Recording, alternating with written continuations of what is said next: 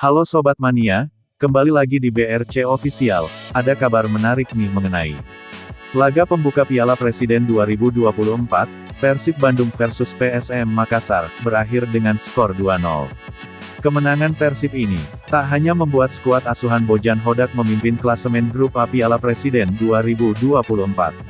Tapi, hasil ini sekaligus memutus rekor minor Persib Bandung, yang tak pernah menang atas PSM Makassar dalam 4 pertemuan terakhir kedua tim.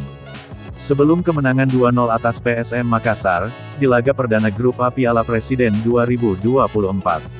Persib terakhir kali menang dari Juku Eja pada Liga 1 2021/2022. Saat itu PSM yang menjamu Persib di Stadion Iwayan Dipta, tanggal 22 Februari tahun 2022 takluk 0-2. Setelahnya, PSM Makassar selalu berhasil menjinakkan Persib Bandung.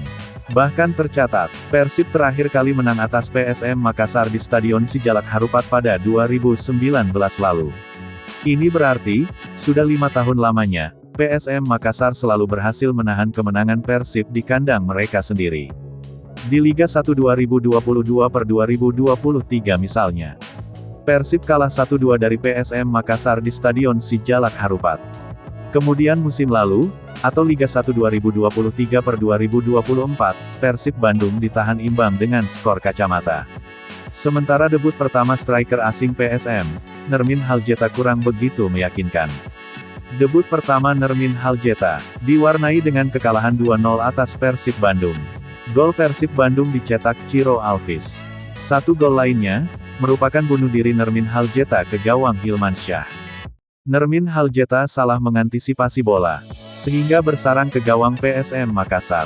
Meski melakukan blunder, Nermin Haljeta tergolong striker yang rajin pada laga itu. Postur tinggi besarnya, tak menghalangi mobilitasnya untuk mencari bola hingga turun ke second line.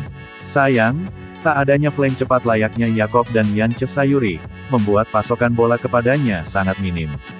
Berikut catatan statistik Nermin Haljeta. Di laga perdana Piala Presiden 2024, antara Persib Bandung kontra PSM Makassar. Catatan statistik Nermin Haljeta kontra Persib Bandung. Peluang, 2. Sepakan melebar dari gawang Teja. Sentuhan, 10 kali. 1 dari 10 kali sentuhan, yang mencolok dilakukan oleh Nermin Haljeta, terjadi di menit ke-89. Kerjasamanya dengan pemain muda PSM Makassar, Fahrul hampir membuahkan peluang emas. Umpan long ball dari lini tengah, mampu dipantulkan Nermin Haljeta menggunakan dadanya. Bola tepat mengarah ke kaki kanan Fahrul. Sayangnya sepakan Fahrul masih tak akurat. Nah itu dia sobat untuk update kabar hari ini. Bagaimana pendapat kalian sobat? Tulis pendapat kalian di kolom komentar ya sobat, dan jangan lupa like, komen dan subscribe.